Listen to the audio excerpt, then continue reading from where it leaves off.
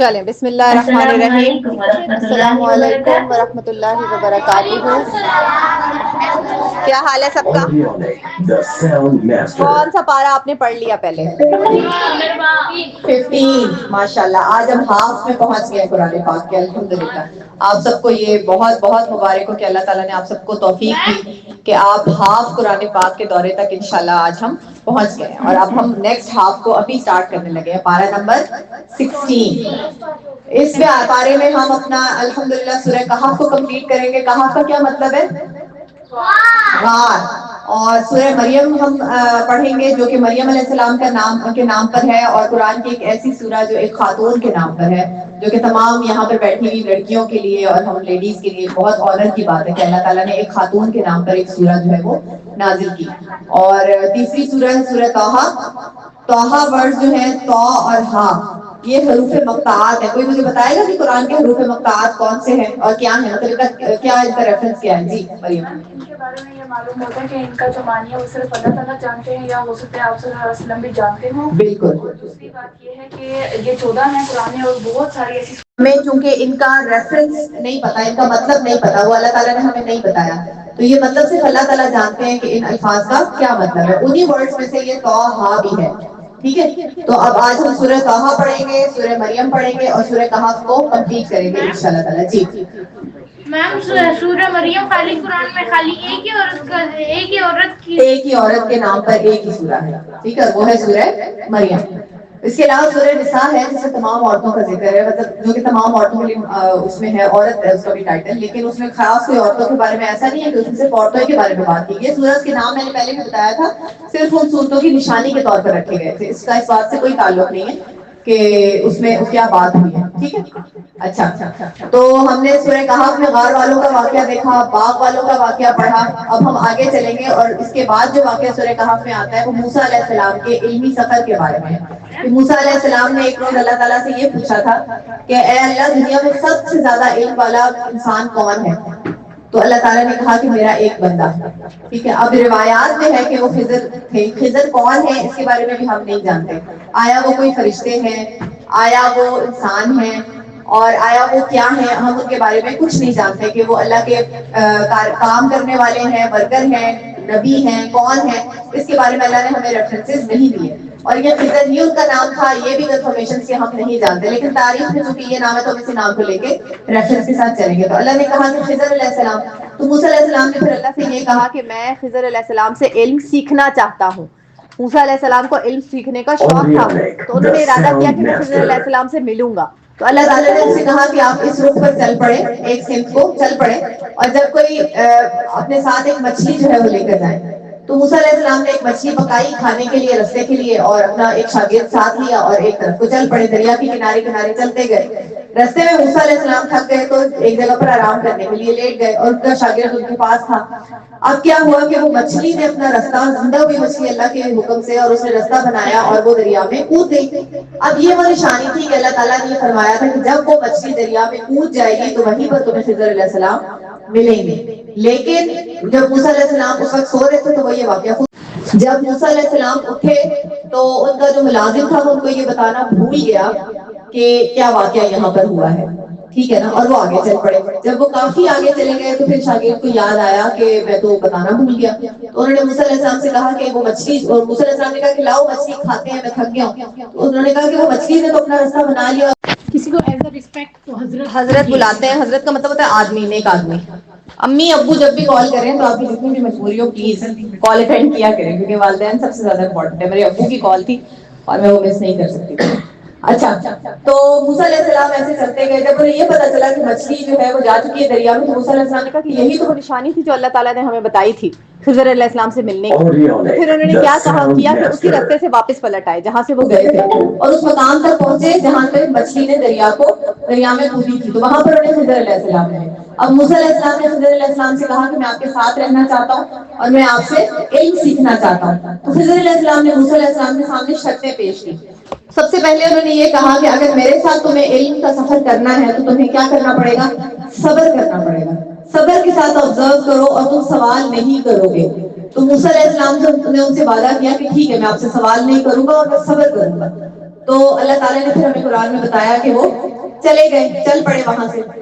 میم یہ وہ والی کہانی ہے میم جو بچہ اندھا تھا. نہیں, تو یہ وہاں سے چل پڑے. جب چلے اور ایک جگہ پر پہنچے تو وہاں ایک کشتی تھی. کشتی میں وہ دونوں بیٹھ گئے اور خضر علیہ السلام نے اس کشتی کو خراب کر دیا. نئی کشتی تھی, بالکل نئی, فرسٹ کلاس. اور خضر علیہ السلام نے اس کشتی میں سوراخ کر دیا, اسے خراب کر دیا. تو موسیٰ علیہ السلام سے صبر نہیں ہوا اور وہ بول پڑے. انہوں نے کہا کہ آپ نے یہ کیوں کیا, یہ غریب لوگوں کی کشتی, آپ نے اس کو خراب کر دیا, آپ نے اس کا نقصان کر دیا. تو خضر علیہ السلام نے موسیٰ علیہ السلام سے کہا کہ میں نے آپ سے کہا نہیں تھا کہ آپ صبر کریں گے اور آپ سوال نہیں کریں گے. تو موسیٰ علیہ السلام نے ان سے وعدہ کیا کہ اب میں ایسا نہیں کروں گا. پھر وہ چلتے گئے اور وہ ایک جگہ پر پہنچے تو انہیں ایک لڑکا ملا, نوجوان لڑکا. تو خضر علیہ السلام نے اللہ کے حکم سے اس لڑکے کو قتل کر دیا. اب موسیٰ علیہ السلام چونکہ نبی تھے اور ان سے ناانصافی برداشت نہیں ہوتی تھی, کیونکہ نبی تو اللہ کے سب سے نیک بندے ہوتے ہیں نا, تو وہ اپنے سامنے غلط ہوتا ہوا کیسے دیکھ لیں. تو موسیٰ علیہ السلام کو غصہ آ گیا. انہوں نے کہا کہ یہ کیا کیا آپ نے کہ ناحق ایک انسان کی جان لے لی, جبکہ اس نے آپ کو کوئی نقصان بھی نہیں پہنچایا تھا. تو خضر علیہ السلام نے پھر موسیٰ علیہ السلام سے یہی کہا کہ آپ نے مجھ سے وعدہ کیا تھا کہ آپ صبر کریں گے اور آپ خاموش رہیں گے. تو موسیٰ علیہ السلام نے کہا کہ اگر اب میں آپ سے کوئی سوال کروں اس کے بعد اور میں صبر نہ کروں تو آپ بھلے مجھ سے اپنا رستہ الگ کر لیجیے گا. تو دونوں مان گئے اس بات پہ. پھر وہ آگے گاؤں میں پہنچے. اس گاؤں میں ویسے عام طور پہ یہ ہوتا تھا کہ جب مسافر کسی بھی جگہ پہ پہنچتے تھے تو اس وقت میں ہوٹل اور ریسٹورینٹس اور یہ سب چیزیں نہیں ہوتی تھی. تو جس بھی علاقے میں آپ جاتے تھے اس علاقے کے لوگ ہی مسافروں کی مہمان نوازی کیا کرتے تھے اور مہمانوں کو کھانا پینا دیتے تھے, رہنے کی جگہ دیتے تھے. لیکن اس گاؤں کے لوگوں نے موسیٰ علیہ السلام اور خضر علیہ السلام کو کھانا پینا دینے سے انکار کر دیا. اور خضر علیہ السلام نے دیکھا کہ اس گاؤں میں ایک دیوار ہے جو بہت خراب ہو چکی ہے, بالکل گرنے والی ہے وہ دیوار نا. تو خضر علیہ السلام نے اس دیوار کو ٹھیک کرنا شروع کر دیا اور اس کو فرسٹ کلاس ٹھیک ٹھاک کر دیا. تو موسیٰ علیہ السلام نے ان سے کہا کہ اس گاؤں کے لوگوں نے تو ہمیں کھانا دینے سے بھی انکار کر دیا تھا, آپ نے ان کی دیوار بھی ٹھیک کر دی ہے, تو ہم ان سے مزدوری لے سکتے ہیں کہ ہم نے آپ کی دیوار ٹھیک کی ہے تو ہمیں کھانا دے دو. تو خضر علیہ السلام نے کہا کہ اب بس یہ تیسری دفعہ ہو گئی اور اب آپ نے مجھے کہا تھا کہ آپ صبر بھی کریں گے اور آپ سوال بھی نہیں کریں گے, لیکن آپ سے صبر نہیں ہو رہا. تو موسیٰ علیہ السلام اب آپ کا رستہ الگ اور میرا رستہ الگ, اب ہم مزید ساتھ نہیں رہ سکتے. لیکن جدا ہونے سے پہلے میں آپ کو تمام باتوں کی مصلحت بتانا چاہتا ہوں جو بھی کام میں نے کیے. انہوں نے کہا پہلے ہی جو میں نے غریبوں کی کشتی جس کو میں نے خراب کر دیا وہ اس لیے کیا کہ آگے ایک بادشاہ تھا جو نئی کشتیوں کو جو ہے نا وہ ضبط کر لیتا تھا, اپنے پاس رکھ لیتا تھا ساری اچھی اچھی کشتیاں.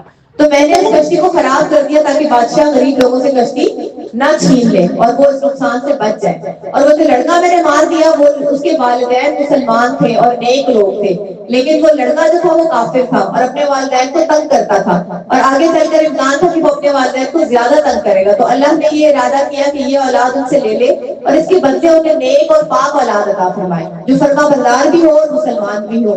تو میں نے اللہ کے حکم سے اس لڑکے کو قتل کر دیا. اور تیسری جو دیوار میں نے تعمیر کی وہ دو یتیم بچوں کے باپ کی دیوار تھی جو چھوٹے چھوٹے بچے تھے جن کے والد کی ڈیتھ ہو گئی تھی. اور وہ دیوار اس لیے انہوں نے بنائی تھی کہ اس کے نیچے انہوں نے اپنے بچوں کے لیے خزانہ چھپایا تھا اور وہ اس لیے چھپا کے رکھا تھا کہ جب انشاءاللہ وہ بچے بڑے ہو جائیں گے تو وہ خزانے سے وہ فائدہ اٹھائیں گے. اگر وہ دیوار گر جاتی تو خزانہ تمام لوگوں کو مل جاتا اور لوگ پھر اس خزانے پر قبضہ کر لیتے. جو لوگ اتنے ظالم ہیں کہ وہ مسافروں کو کھانا نہیں دیتے, وہ یتیم بچوں کو اتنا حق دیتے کبھی بھی نہ دیتے. تو اس لیے میں نے وہ دیوار دوبارہ بنائی تاکہ یتیم بچوں کا خزانہ محفوظ رہے. تو اس میں جو اللہ تعالیٰ نے الفاظ استعمال کیے وہ ابوہما صالحہ, ان دونوں کا باپ بہت نیک تھا. اور اس سے یہ پتہ چلتا ہے کہ نیک لوگوں کی اولاد کی حفاظت اللہ تعالیٰ ان کی دنیا سے چلے جانے کے بعد بھی کرتے ہیں, ٹھیک ہے نا. اور دوسری بات ہمیں یہ پتہ چلتی ہے کہ جیسے موسیٰ علیہ السلام کے شاگرد نے کہا نا کہ میں وہ بھول گیا مچھلی کے بارے میں آپ کو بتانا, تو اس نے یہ نہیں کہا کہ میں بھول گیا, اس نے کہا مجھے شیطان نے بھلا دیا. تو شیطان اکثر بہت امپورٹنٹ کام ہمیں بھلا دیتا ہے. تو شیطان سے بچنے کے لیے ہم کیا کریں؟ تعوذ پڑھیں, اعوذ باللہ من الشیطان الرجیم, اور زیادہ سے زیادہ اللہ کا ذکر کریں تاکہ اللہ تعالیٰ ہمیں شیطان کے وسوسوں سے محفوظ رکھے. یہ طاقت اللہ نے شیطان کو دی ہے کہ وہ ہمیں بھلا دیتا ہے چیزوں کو, اور ہم تو نہیں انسان, تو ورڈ انسان کا مطلب ہے بھول جانے والا, تو ہمارا تو نام ہی ہے بھول جانے والا. اور پھر دوسری بات یہ کہ اس شیطان سے بچنے کے لیے ہم ہر کام کو شروع کرنے سے پہلے کیا پڑھیں؟ بسم اللہ, اللہ کے نام سے ہر کام کو شروع کرے تو پھر شیطان اس چیز سے, اس کام سے اور آپ سے دور رہتا ہے. تو خضر علیہ السلام نے یہ بتایا کہ ان تینوں کاموں کی حکمت یہ تھی جو میں نے تمہیں بتا دیا. تو سب سے پہلے تو یہ بیٹا کہ علم کو سیکھنے کے لیے نا ہمیں صبر چاہیے ہوتا ہے, صبر بہت ضروری ہے. اگر آپ صبر نہیں کر سکتے آپ علم نہیں سیکھ سکتے, ٹھیک ہے. نمبر ایک بات. نمبر دوسری بات یہ کہ دیکھو موسیٰ علیہ السلام نبی تھے اللہ کے, لیکن ان سے بھی صبر نہیں ہوا نا.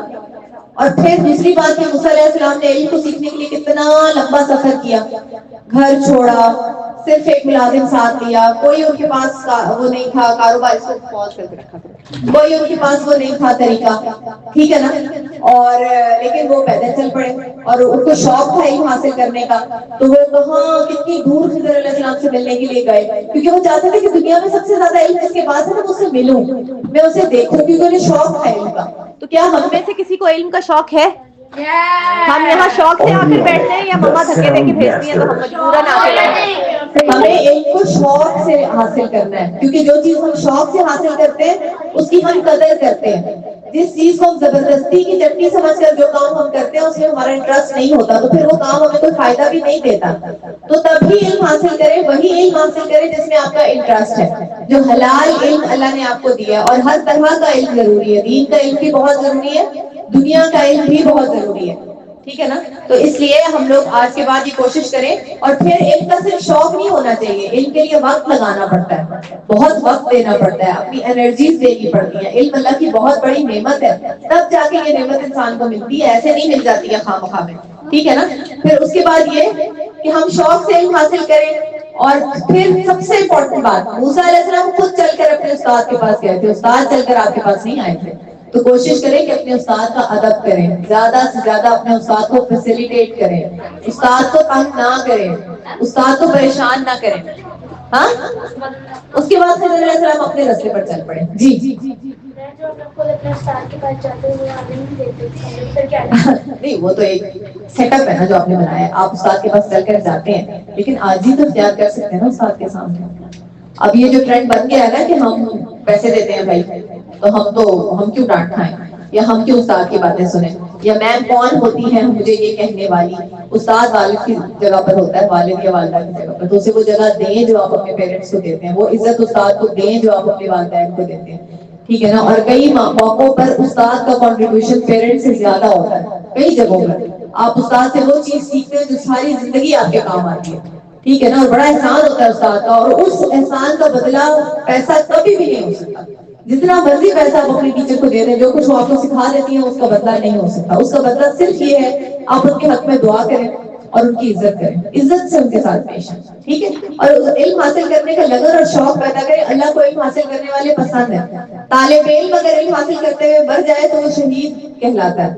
اللہ نے اتنا بڑا درجہ دیا طالب علم کو. پھر سب سے بڑی بات یہ تمام واقعات میں کہ جو چیز ہمیں جیسی نظر آ رہی ہوتی ہے ایکچوئل میں وہ ویسی نہیں ہوتی. کبھی کبھی ہمیں چھوٹی سی چوٹ لگ جاتی ہے تو ہم اس پہ بہت رو رہے ہوتے ہیں کہ ہمارے ساتھ یہ کیا ہو گیا, اور ہم یہ بھول جاتے ہیں کہ شاید یہ چھوٹی سی چوٹ ہمیں کسی بڑی چوٹ سے بچا رہی ہے, شاید یہ چھوٹا سا ایکسیڈنٹ مجھے کسی بڑی چیز سے بچا رہا ہے, شاید یہ چھوٹا سا نقصان مجھے کسی بڑے نقصان سے بچا رہا ہے. تو ہمیشہ یہ سوچا کریں کہ اللہ کا فیصلہ بہترین فیصلہ ہوتا ہے, اور چیزیں جیسی ہمیں نظر آ رہی ہیں وہ ان کی حقیقت نہیں ہے. اب دیکھنے میں خضر علیہ السلام نے ایک قتل کیا, چھوٹی بات ہے کسی انسان کی جان لے لینا, لیکن پس پردہ اللہ کی حکمت کیا تھی کہ وہ اپنے والدین کے لیے پریشانی کا باعث نہ بنے, اور اللہ انہیں مزید نیک اولاد سرفراز کرے. ہمارے سامنے خضر علیہ السلام نے بغیر مزدوری لیے ایک دیوار ٹھیک کر دی. کون عقل مند کہے گا کسی ایسے بندے کو جو مزدوری کے بغیر کام کرے؟ کوئی بھی نہیں کہے گا. لیکن اصل میں کیا تھا مقصد؟ دیوار کو ٹھیک کرنا تو تھا ہی نہیں, مقصد کیا تھا؟ ہاں, یتیم بچوں کے لیے اس خزانے کو سیو کرنا جو ان کی تمام زندگی کی جمع پونجی تھی. اللہ کے علم سے تو کوئی چیز بیٹے کو نہیں ہے نا. خضر علیہ السلام نے جو بھی کام کیا اللہ کے حکم پر کیا اور اللہ کے علم کے ذریعے کیا. جی بیٹا جی. موسیٰ علیہ السلام نے صرف اتنا سا علم سیکھا؟ بیٹے یہ اتنا سا علم نہیں ہے, یہ بہت گہرا ہے, حکمت ہے. یہ سیکھنا کہ اللہ جو کرتا ہے وہ بہترین کرتا ہے, ٹھیک ہے نا, یہ حکمت ہے اور یہ حقیقت ہے. ہاں, وہ اتنی جلدی علیحدہ ہو گئے کیونکہ موسیٰ علیہ السلام صبر نہیں کر سکے. اللہ نے یہ سکھایا سبق کہ صبر کے بغیر علم نہیں ملتا. اگر آپ صبر نہیں کریں گے تو آپ کو علم نہیں مل سکتا. موسیٰ علیہ السلام کو برا لگا, ظاہر ہے کہ برا لگا, لیکن یہ انبیاء ہوتے تھے نا. انبیاء اللہ کے ہر فیصلے سے سیکھتے تھے, ہر چیز سے سیکھتے تھے. اس کے بعد ہو سکتا ہے موسیٰ علیہ السلام نے مزید صبر کو پریکٹس کرنا شروع کر دیا ہو تو اللہ نے ان کو ویسے ہی سارا علم دے دیا. کیونکہ انہیں شوق تھا نا. اللہ تعالیٰ کہتے ہیں کہ جس انسان کو جس کام کا شوق ہوتا ہے بھلے وہ نیگیٹو ہو یا پازیٹیو ہو, اگر انسان اچھا کرنا چاہتا ہے تو اللہ کوشش کرتا ہے, انسان محنت کرتا ہے تو اللہ اس کی مدد کرتا ہے, بھلے وہ اچھے کام کے لیے کرے یا غلط کام کے لیے کرے. جی میم ایک بندہ ہے میم وہ گیم کھیلتا ہے, پورا دن گیم کھیلتا ہے میم, اس کو گیم کھیلنے میں زیادہ انٹرسٹ رہتا ہے, تو میم اس کو الگ الگ گیم میں زیادہ. جی ہاں, اس کو یہ تو نہیں پتا نا کہ میں اپنا نقصان کر رہا ہوں, لیکن اللہ تعالیٰ نے چوائس کا رائٹ انسان کو دیا ہے. وہ اپنے لیے اچھا چنے گا تو اللہ تعالیٰ اس کا اس میں بھی ساتھ دیں گے, وہ اپنے لیے برا چنے گا تو اللہ تعالیٰ اس کا اس میں بھی ساتھ دیں گے, کیونکہ فیصلہ تو دنیا میں ہونا ہی نہیں ہے نا. اچھے برے کا فیصلہ کب ہونا ہے؟ آخرت میں. دنیا میں اللہ تعالیٰ نے انسان کی چوائس چھوڑ دی ہے ہر چیز, ٹھیک ہے نا. اب جو گیم کھیل رہا ہے سالوں سال, جب اس کو اس کا نقصان پتا چلے گا تو پھر تک بہت دیر ہو چکی ہوگی نا, کتنا ٹائم ویسٹ کر چکا ہے, اپنی کتنی انرجی ویسٹ کر چکا ہے, ذہنی مریض بن جاتے ہیں لوگ. ایک بچے نے اپنی پوری فیملی قتل کر دی تھی اس گیم کے چکر میں, ٹھیک ہے, مینٹل اسائلمس میں پڑے ہوئے ہیں لوگ. لیکن لوگ کیا سمجھتے ہیں کہ شاید یہ گیمر بہت بڑا گیمر بن جاؤں گا تو مجھے بہت پیسہ مل جائے گا, ٹھیک ہے, اور اس میں وہ اپنی ذہنی صحت کو تباہ کر لیتے ہیں. تو ہر چیز کو بیلنس میں, اللہ تعالیٰ کہتے ہیں میں نے دنیا کو ایک بیلنس میں پیدا کیا, اس لیے انسان کو بھی چاہیے کہ ہر کام کو بیلنس رکھ کے کرے. میں یہ نہیں کہتی کہ نہ کھیلیں گیمس, لیکن اپنے ٹائم کو مینج کریں, بیلنس کریں چیزوں کو, اور علم کے لیے بہت کوشش کریں پلیز, اور علم کی عزت کریں. اس کتاب کی عزت کریں جو آپ کو علم سکھاتا ہے, اور استاد کی عزت کریں جو آپ کو علم سکھاتا ہے, کیونکہ علم ہر طرح کا علم اللہ کی طرف سے آیا ہے, ٹھیک ہے نا.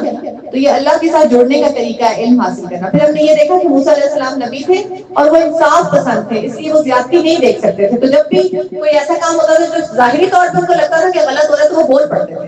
تو اس سے ہمیں کیا سیکھنے کو ملتا ہے کہ انصاف والا انسان غلط بات برداشت نہیں کر سکتا, کسی کو غلط کرتا نہیں دیکھ سکتا. تو ہمیں بھی یہی کرنا ہے, کہیں نا انصافی ہو رہی ہو تو ہمیں بولنا ہے اچھے طریقے سے, غنڈہ گردی کر کے نہیں بولنا, ٹھیک ہے نا.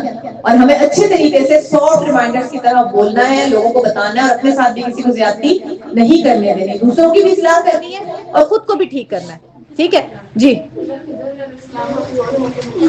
نہیں اور کوئی بات نہیں. اور خضر علیہ السلام نے موسیٰ علیہ السلام کو موقع دیے, پہلی غلطی پر اس کو نہیں پکڑ لیا کہ پہلی دفعہ میں موسیٰ علیہ السلام نے سوال کیا, خضر علیہ السلام نے کہا چلو بھائی تم اپنے راستے, میں نے نہیں تمہیں سکھانا کچھ بھی, تم سے تو صبر نہیں ہوتا. صبر, موسیٰ علیہ السلام کے صبر, ان کو صبر سکھانے کے لیے سب سے پہلے صبر کس کو کرنا پڑا؟ خضر علیہ السلام کو خود صبر کرنا پڑا. اریٹیٹنگ ہوتا ہے نا جب آپ بچے کو کہہ رہے ہو کہ بیٹے ذرا صبر کرو, میں ابھی آگے بتا رہی ہوں, آپ کو پتہ چل جائے گا, بچہ صبر نہ کر رہا ہو تو انسان کو تنگی محسوس ہوتی ہے. لیکن استاد کو صبر کرنا پڑتا ہے, استاد کو اپنے اسٹوڈنٹ سے زیادہ صبر کرنا پڑتا ہے, تب جا کے اسٹوڈنٹ سیکھتا ہے. ٹیچر کتنا صبر کرتی ہے, کتنی دفعہ آپ کو معاف کرتی ہے, چپیٹ سے پڑھتی ہے نا, تب پڑھتی ہے جب کئی دفعہ ٹیچر منع کر چکی ہوتی ہے. یہ جو کلاس سے باہر نکالا جاتا ہے وہ پہلی دفعہ میں نہیں نکالا جاتا, وہ ٹیچر کافی دنوں سے آبزرو کر رہی ہوتی ہیں آپ کو. اچھا, تو پہلی غلطی پر نہ اللہ بندے کو پکڑتا ہے, معاف کرنے پر اللہ تعالیٰ معافی مانگنے پر معاف کر دیتا ہے نا, ورنہ چور کو چوری کرتے ہی فرشتے تھپڑ بھی مار سکتے تھے لیکن وہ نہیں مارتے, ٹھیک ہے. تو انسان کو بھی چاہیے کہ دوسروں کو معاف کرے, خاص طور پر اگر کوئی پہلی مرتبہ کسی سے کوئی غلطی ہو جائے تو اس کو معاف کر دینا چاہیے, ٹھیک ہے. موسیٰ علیہ السلام سے, خضر علیہ السلام سے ہم نے یہ سیکھا کہ ہمیں معاف کر دینا چاہیے. پھر اس کے بعد اللہ تعالیٰ نے ہمیں ذوالقرنین کا قصہ بتایا. پلیز بی اٹینٹو, ٹائم بہت کم ہے اور ہمیں یہ پارہ مکمل کرنا ہے. ذوالقرنین کا قصہ بتایا. ذوالقرنین ایک بادشاہ تھا جو کہ 2 سینگوں والی ٹوپی پہنا کرتا تھا, اور چونکہ اس کو وہ دمبے کی پوجا کرتا تھا, یا دمبا اس کے ملک میں بہت زیادہ پسند کیا جاتا تھا, تو وہ دمبے کے سینگ تھے جو اس کی ٹوپی کے اوپر لگے ہوئے تھے, کیونکہ ان کو طاقت کا نشان سمجھا جاتا تھا. تو وہ 2 سینگ والے کو عربی میں یا جو بھی زبان تھی ذوالقرنین کی, اس میں اس کو ذوالقرنین بولتے ہیں, اس لیے ذوالقرنین کا نام ذوالقرنین ہے, 2 سینگوں والا. یہ ایک بادشاہ تھا جو بہت انصاف پسند تھا, طاقتور تھا, عادل تھا, اور دنیا میں مشرق سے لے کر مغرب تک اس میں عادل کا مطلب ہے عدل کرنے والا. میں نے آپ کو ایک مرتبہ پہلے سمجھایا تھا. اگر امی آپ کو یہ کہتی ہیں کہ یہ ایک چاکلیٹ اور اس کو 3 ایکول حصے کر کے تینوں بہن بھائیوں میں بانٹ دو, تو یہ کیا ہے؟ اگر آپ کی بہن بیمار ہے اور ابھی بیماری سے اٹھی ہے اور اس کو میٹھا کھانے کو دل چاہ رہا ہے, اور آپ کو پتا ہے کہ یہ ویک ہے, اور امی کہتی ہیں کہ یہ لو چاکلیٹ بہن بھائیوں میں بانٹ دو, تو آپ یہ فیصلہ کرتے ہیں کہ میں اس میں سے 2 حصے اپنی بہن کو دوں گا اور میں اور میرا بھائی باقی کا ہاف آف کر لیں گے. تو یہ کیا ہے؟ یہ عدل ہے. آپ نے اس کی ضرورت کو سمجھ کر اس کی ضرورت کو پورا کیا, ٹھیک ہے. عدل ہوتا ہے کسی کی ضرورت کو سمجھ کر پھر اس کو چیز دینا, ٹھیک ہے. تو ذوالقرنین ایک عادل حکمران تھا, اللہ سے ڈرنے والا تھا. اس نے مشرق سے مغرب تک اللہ نے اس کو بہت دولت اور مال دیا تھا, تو وہ سفر کرتا تھا. اس نے مشرق سے مغرب تک دنیا کا سفر کیا اور وہ 3 قوموں سے ملا. پہلی قوم بہت ظالم تھی, تو اس نے ان کو قابو کیا اور وہاں پر عدل کا اور انصاف کا نظام قائم کیا. دوسری قوم بہت بے بس تھی، ان لوگوں کی تربیت مطلب وہ نیم جنگلی لوگ تھے، ان کے سر پہ چھت نہیں تھی اور ان کے پاس لباس نہیں تھا اور انہیں لباس پہننے کا طریقہ بھی نہیں آتا تھا. تو ذوالقرنین نے وہاں رہ کر ان کی تربیت کی، انہیں چھت دی، انہیں لباس پہننے کا طریقہ بتایا اور ان کے لیے ان کو اچھا رہن سہن کا بندوبست کیا. پھر وہ آگے چلا اور ایک تیسری قوم اس کو ملی ذوالقرنین کو، اور وہ قوم وہ تھی کہ جس نے ان سے اس سے شکایت کی کہ یہاں جاجوج ماجوج نام کی ایک مخلوق ہے جو کہ انسان ہی تھے. یاجوج ماجوج بھی انسان ہے، لیکن وہ کہتے تھے کہ یہ قبیلہ ہمیں تنگ بہت کرتا ہے، یہ ہمیں بہت ستاتے ہیں اور یہ فساد کرتے ہیں. تو انہوں نے ذوالقرنین سے کہا کہ آپ ہماری ہیلپ کریں کہ ہم ان سے بچ سکیں. تو ذوالقرنین نے 2 اونچے اونچے پہاڑوں کے درمیان لوہے کی 2 دیواریں بنا کر وہاں پر یاجوج ماجوج کو قید کر دیا اور پھر یہ کہا کہ جب تک میرا رب چاہے گا یہ یہاں قید رہیں گے اور جس روز میرا رب چاہے گا یہ یہاں سے نکل آئیں گے. یعنی کہ انہوں نے کریڈٹ خود نہیں لیا کہ میں بڑا طاقتور تھا، دیکھو میں نے لوہے کی دیوار بنا دی اور میں نے کیسا قابو کیا، میں نے کیسا ان کو دیکھو قید کیا، اب یہ تمہیں بالکل تنگ نہیں کریں گے. So please give me the credit. اچھے نیک لوگ کبھی بھی کسی بھی چیز کا کریڈٹ خود نہیں لیتے. کسے دیتے ہیں کریڈٹ؟ اللہ تعالیٰ کو. ذوالقرنین کو بادشاہی کس نے دی؟ طاقت کس نے دی؟ اسباب کس نے دیے؟ وہ دماغ کس نے دیا جس نے اس سے سوچا کہ میں لوہے کی دیوار بنا دوں؟ اللہ تعالیٰ نے. تو اس نے کہا کہ یہ میرے رب کا کمال ہے، یہ میرے رب کی حکمت ہے جس نے مجھ سے یہ کروا دیا. تو جب تک رب چاہے گا یہ دیوار قائم رہے گی. جی میم اگر ہم لوگ یوٹیوب پہ سرچ کریں تو میم آج کل وہ دیوار کہہ رہے ہیں کہ 2 پہاڑوں کے درمیان میں ایک دیوار ملی ہے واللہ اللہ ہی جانتا ہے. لیکن ایک وقت آئے گا جب اللہ کے حکم سے یاجوج ماجوج کی دیوار گر جائے گی، وہ نکلیں گے، وہ زمین میں فساد برپا کریں گے اور پھر اللہ تعالیٰ ان کو ختم کر دے گا. پھر وہ مکمل طور پر دنیا سے یاجوج ماجوج ختم ہو جائیں گے. تو ہمیں سے یہ پتہ چلتا ہے ذوالقرنین کی کہانی سے کہ اللہ تعالیٰ اپنا کام کرانے کے لیے بندے چن لیتا ہے. اللہ کو بندوں کی کمی نہیں ہے، جو کام اللہ نے کروانا ہوتا ہے وہ اس کے لیے وہ بندوں کو تیار بھی کر لیتا ہے اور ان سے وہ کام کروا بھی لیتا ہے، کیونکہ وہ ہر چیز پر قادر ہے نا. اس کی طاقت اتنی زیادہ ہے کہ وہ بندے تو اس کے سامنے کچھ بھی نہیں ہے. اور پھر یہ کہ مومن اپنا کریڈٹ کبھی بھی خود نہیں لیتا، اپنا کریڈٹ ہمیشہ اللہ کو دیتا ہے کیونکہ وہ کریڈٹ ہوتا ہی اللہ کا ہے.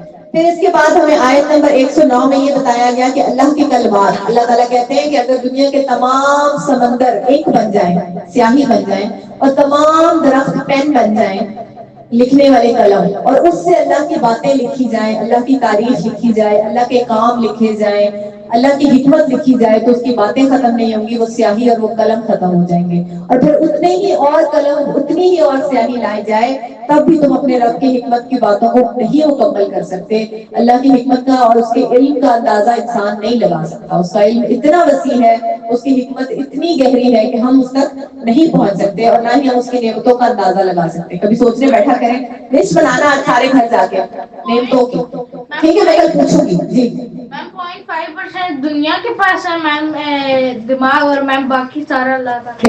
حکمت اللہ نے دنیا میں بہت تھوڑی سی دی ہے، بس اتنی ہے ہمارے پاس، لیکن حکمت اور علم اللہ کی سب سے بڑی نعمت ہے. تو جب بھی دعا کرے اللہ تعالیٰ سے ربی زدنی علما، علم مانگا کرے اور ربی حب لی حکم والحقنی بالصالحین، یہ دعا بہت اچھی ہے حکمت مانگنے کے لیے. اس کے بعد سورہ مریم شروع ہوتی ہے. یہ سورہ ایک عورت کے نام پر ہے. مریم علیہ السلام کون تھی؟ عیسیٰ علیہ السلام کی والدہ تھی.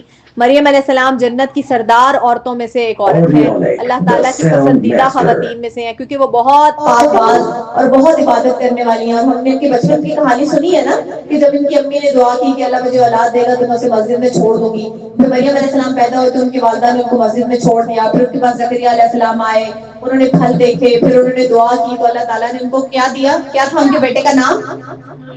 یحییٰ علیہ السلام. ماشاءاللہ زینب، اللہ نے ان کو یحییٰ علیہ السلام سے سرفراز کیا اور یحییٰ علیہ السلام کی خوشخبری دی. اور اللہ تعالیٰ کہتے ہیں کہ یحییٰ علیہ السلام بہت پاک باز تھے، بہت فرما بردار تھے اور اللہ کے بہت زیادہ خوبیاں بیان کرنے والے تھے. سورہ مریم بھی شروع ہوتی ہے حروف مقطعات سے، اور یہ حروف مقطعات پورے قرآن میں سب سے لمبے ہیں، سب سے زیادہ حروف ہیں اس کے اندر. دیکھو قاف ہے، ہا ہے، یا ہے، عین ہے، صاد ہے، تو یہ سب سے لمبے ہیں. تو پھر اس کے بعد جو ہے وہ اللہ تعالیٰ نے یحییٰ علیہ السلام کی خوبیاں بیان کی کہ یحییٰ علیہ السلام جو ہے وہ بہت زیادہ اللہ کی تسبیح کرنے والے تھے، ماں باپ کے بہت زیادہ فرما بردار تھے، ان کو اللہ سے بہت محبت تھی، وہ اللہ تعالیٰ کی بہت زیادہ پاکیزہ، ان کی صفات میں یہ تھا کہ وہ اللہ کی پاکیزگی بیان کرنے والے تھے، والدین کے ساتھ اچھا سلوک کرتے تھے، گناہوں سے بچنے والے تھے، لوگوں پر رحم کرتے تھے، اور اللہ کی کتاب کو پکڑنے سے مراد ہے اللہ کی کتاب پر عمل کرنے والے تھے. ٹھیک ہے، اللہ کی کتاب کو پر عمل کرتے تھے. اور یحییٰ علیہ السلام سیکنڈ کزن تھے عیسیٰ علیہ السلام کے. تو یہ ایک ہی وقت میں دونوں انبیاء موجود تھے. یحییٰ علیہ السلام نے جب عیسیٰ علیہ السلام نے نبوت کا اعلان کیا تو ان کو سپورٹ کیا تھا, ٹھیک ہے. پھر اس کے بعد اللہ تعالیٰ نے قرآن میں مینشن کیا تھا نا کہ ان کا نام عیسیٰ رکھا گیا ہے. ہاں عیسیٰ علیہ السلام نہیں, عیسیٰ علیہ السلام کا نام قرآن میں مینشن نہیں کیا گیا. یحییٰ علیہ السلام کا نام اللہ تعالیٰ نے خود سجیسٹ کر کے رکھ کے بھیجا تھا, جیسے آپ صلی اللہ علیہ وسلم کا نام اللہ تعالیٰ نے کیا رکھ کے بھیجا تھا؟ نہیں, احمد, یس, محمد ان کے دادا نے رکھا تھا. وہ بھی ایک اللہ نے ظاہر انسان کے دماغ میں ڈالا ہوتا, لیکن جو ایک نام اللہ تعالیٰ نے رکھ کے بھیجا تھا وہ احمد تھا. اچھا خیر, اس کے بعد عیسیٰ علیہ السلام کی پیدائش کا ذکر ہے. عیسیٰ علیہ السلام اللہ کے رسول تھے جو معجزانہ طریقے سے پیدا ہوئے. عیسیٰ علیہ السلام بن باپ کے پیدا ہوئے. وہ ان کے والد نہیں تھے, دنیا میں کہیں بھی نہیں تھے. ایسا نہیں تھا کہ ان کے والد کی ڈیتھ ہو گئی تھی, ان کے والد ہیں ہی نہیں. جیسے آدم علیہ السلام سے پیدا ہوئے تو ان کے امی ابو تھے, اسی طرح عیسیٰ علیہ السلام سے پیدا ہوئے تو ان کے ابو نہیں تھے. اللہ تعالیٰ جس کو چاہے بغیر باپ کے پیدا کرے, جسے چاہے دونوں ماں باپ کے بغیر پیدا کرے, جیسے چاہے پیدا کرے. اللہ تعالیٰ تو اس بات کا محتاج نہیں ہے کہ کسی کے پیرنٹس دونوں ہوں گے تو وہ پیدا ہوگا. تو عیسیٰ علیہ السلام کے والد نہیں تھے, یہ اللہ کا معجزہ تھا.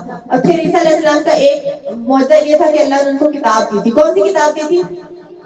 انجیل, بائبل. عیسیٰ علیہ السلام کو انجیل دی تھی. اور اس کے بعد عیسیٰ علیہ السلام نے پہلے دن کے 1 یا 2 دن کے تھے تو چھوٹے سے, جب مریم علیہ السلام نے ان کو اٹھایا ہوا تھا تو مریم علیہ السلام کی شادی نہیں ہوئی تھی. تو جب وہ لے کر آئی تو لوگوں نے پوچھا کہ یہ کیا, تمہاری تو شادی نہیں ہوئی, تمہارا بچہ کہاں سے آیا؟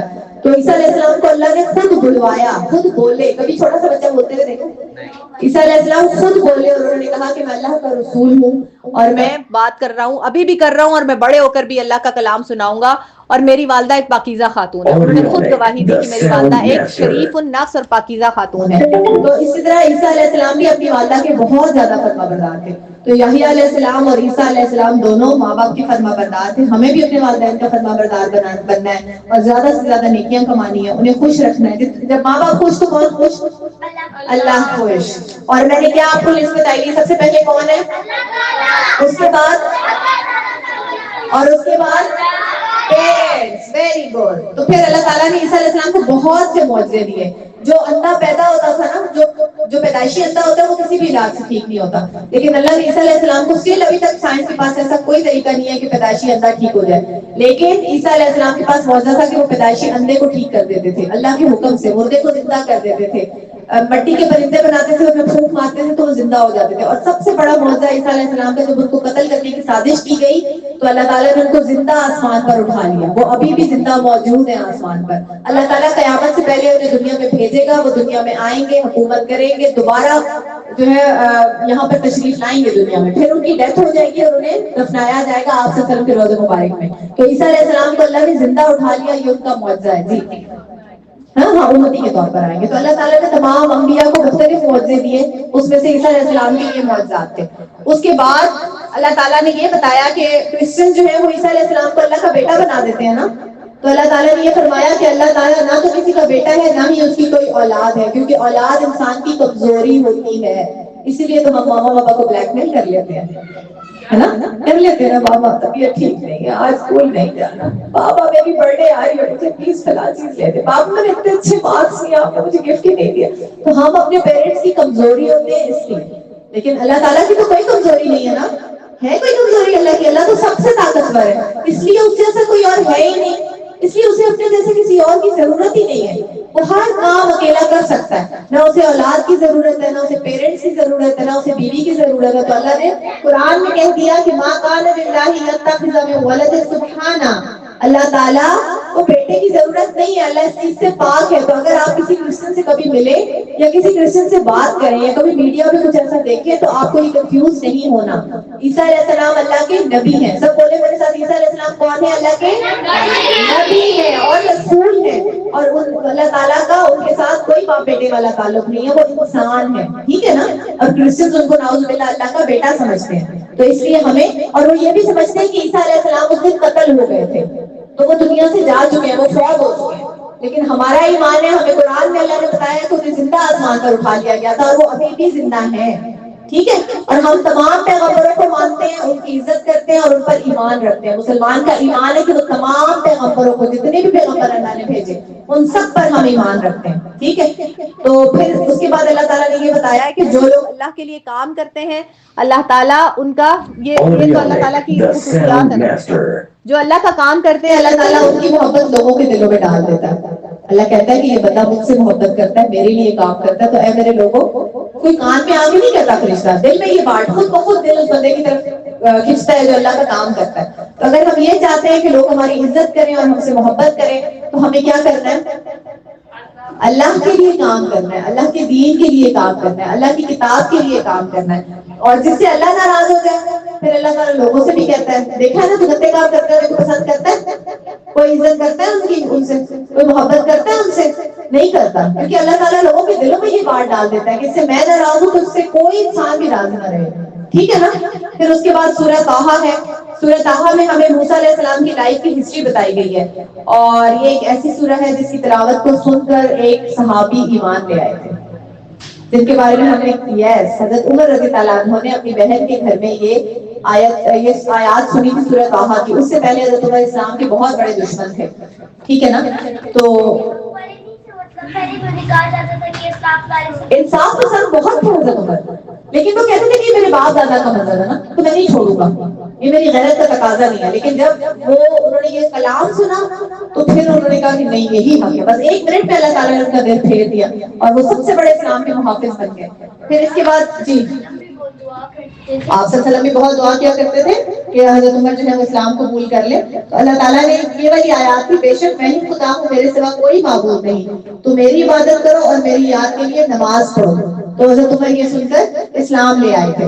پھر اس کے بعد سورہ طٰہٰ میں دعا ہے جو ہم لوگ روز پڑھتے ہیں, رب اشرح لی صدری ویسر لی امری واحلل عقدۃ من لسانی یفقہوا قولی. اس کا مطلب کیا ہے؟ اے میرے اللہ, میرا سینہ اس کام کے لیے کھول دے, یعنی میرے لیے آسانی کر, میرا کام آسان کر دے, میری زبان کی گرہ کھول دے تاکہ وہ میری بات کو سمجھ لیں. یہ دعا موسیٰ علیہ السلام نے تب کی تھی جب اللہ تعالیٰ نے موسیٰ کے پاس, فرعون کے پاس بھیجا تھا کہ جائیں اور فرعون کو اللہ کی دعوت دیں. تو پھر موسیٰ علیہ السلام نے, یہ موسیٰ علیہ السلام کی دعا ہے رب اشرح لی صدری. تو جب بھی آپ کو نا کسی کو کوئی بات سمجھانی ہو اور آپ کو لگے کہ مشکل ہے, ماما یہ بات نہیں سمجھیں گے آج, تو بابا تو بہت ڈانٹیں گے, تو یہ والی دعا مانگ کے جایا کریں. اللہ تعالیٰ آپ کے لیے آسانیاں کرے گا. جب کوئی مشکل کام ہو تب بھی یہ دعا مانگا کریں. اللہ تعالیٰ آپ کے لیے, جو قرآن کی دعائیں ہیں نا, یہ اللہ کی بڑی فیوریٹ دعائیں ہیں, اور یہ انبیاء کی دعائیں ہیں. تو انبیاء بڑے پرفیکٹ انداز میں اللہ سے مانگا کرتے تھے, اور وہ اللہ کے سب سے پیارے لوگ تھے. تو اگر ہم اس ورڈنگ میں مانگیں گے جس میں انبیاء مانگتے تھے, تو اللہ تعالیٰ ہماری بات کو غور سے سنیں گے. تو وہ دعائیں جو قرآن میں بتائی گئی ہیں جتنی ہو سکے یاد کریں. ٹھیک ہے. اور اب ہمارا پارا الحمدللہ کمپلیٹ ہے. تو ہم دیکھتے ہیں, ہم نے حضرت موسیٰ کا علمی سفر دیکھا, ذوالقرنین کا قصہ دیکھا, پھر ہم نے دیکھا کہ اللہ کے کلمات ختم ہونے والے نہیں ہیں. پھر ہم نے سورہ مریم میں حضرت زکریا اور یحییٰ علیہ السلام, مریم اور عیسیٰ علیہ السلام کو دیکھا, ان کی زندگیوں کو دیکھا. ہم نے یہ دیکھا کہ اللہ اکیلا ہے, اللہ واحد ہے, اکیلا ہے, اسے کسی بیٹے, کسی باپ, کسی کی ضرورت نہیں ہے. ہاں, پھر اللہ کے کاموں کی وجہ سے اللہ کے جو کام, ایکسکیوز می, ابھی کلاس چل رہی ہے, ختم نہیں ہوئی ہے. مریم اور عیشا کلاس ختم نہیں ہوئی ابھی. اللہ کی جو کام کرتا ہے اللہ لوگوں کے دلوں میں اس کے لیے محبت ڈال دیتے ہیں. اور سورۃ طٰہٰ میں ہم نے موسیٰ علیہ السلام کی دعا دیکھی اور حضرت عمر فاروق رضی اللہ عنہ کا ایمان لانا دیکھا. تو اللہ تعالیٰ ہمیں بھی عمر فاروق جیسے لوگوں میں سے رکھے, ہمیں ہمارے دل میں موسیٰ علیہ السلام جیسی علم کی محبت ڈالے. اللہ ہمیں کہف والوں جیسا مکمل اور پختہ ایمان دے. اللہ تعالیٰ ہمیں عیسیٰ علیہ السلام کی طرح اپنے والدین کی خدمت کرنے کی توفیق عطا فرمائے. یحییٰ علیہ السلام کی طرح اللہ سے ڈرنے والا بنائے. ذوالقرنین کی طرح عدل اور انصاف کرنے والا, لوگوں کی ہیلپ کرنے والا بنائے, اور کسی بھی چیز کا کریڈٹ خود لینے والا نہ بنائے. ہمیں استاد کی اور علم کی عزت کرنے والوں میں سے رکھے انشاءاللہ تعالی. آمین ثم آمین. سبحانک اللہم و بحمدک, نشہد ان لا الہ الا انت, نستغفرک و نتوب الیک. السلام علیکم ورحمۃ اللہ وبرکاتہ. بہت ماشاءاللہ کہ میرے بچے 2 پارے پڑھنے کو سن کے جاتے ہیں. اللہ تعالیٰ آپ کو مزید برکت اور طاقت دے انشاءاللہ تعالی. السلام علیکم ورحمۃ اللہ وبرکاتہ.